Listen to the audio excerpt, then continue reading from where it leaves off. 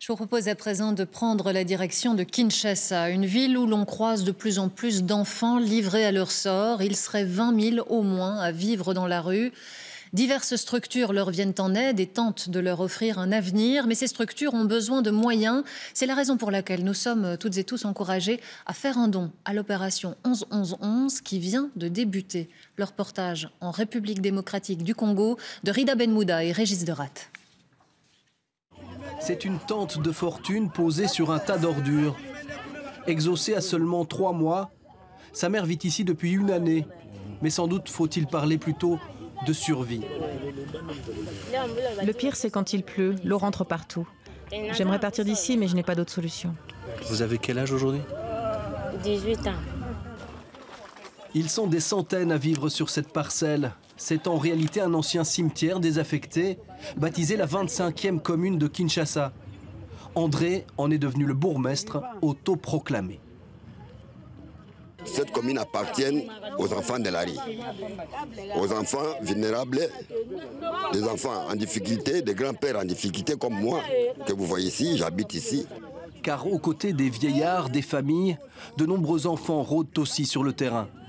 Les besoins ici sont immenses, les maladies nombreuses. Anita est infirmière.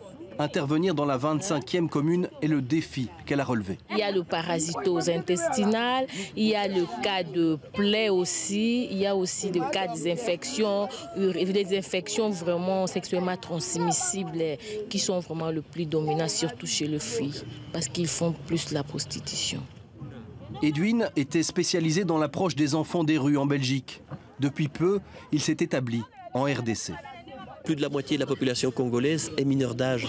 Et donc laisser cette population-là, je dirais sans aide, sans accompagnement, c'est une bombe à retardement aussi. L'enjeu aujourd'hui est de scolariser ces enfants. Derrière l'uniforme, le cartable, le matériel de classe, c'est un avenir qui leur est proposé. Pourquoi tu es content d'aller à l'école? Comme cela, je pourrais être utile un jour.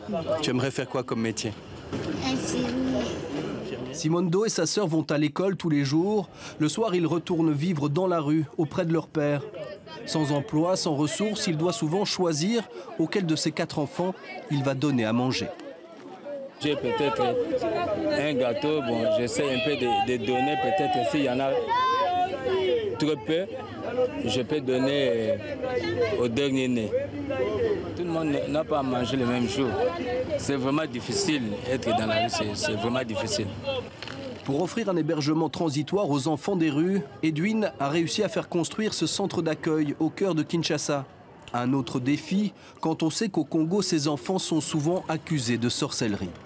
Il y a vraiment une stigmatisation des enfants en situation de rue. Les personnes qui sortent un peu de la norme sont vraiment considérées comme quasi pas humains, quoi. Et donc la façon dont la population va aborder ces populations-là est parfois très déplaisante, quoi. Et ici au Congo comme partout ailleurs.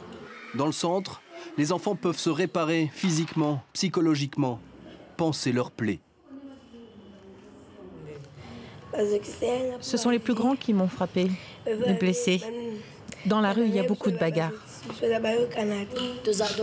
Avant, on dormait dehors sur des cartons. On mendiait, on nous frappait. Dans ce centre, on est sorti de la misère. On peut prendre un bain, tout se passe bien. En RDC, plus de 80% de la population vit sous le seuil de pauvreté absolue. Les enfants restent les plus vulnérables face à cette extrême précarité. Et l'information était attendue. La CENI, la Commission électorale de la République démocratique du Congo, a annoncé ce soir que des élections auraient lieu le 23 décembre 2018, dans un peu plus d'1 an donc.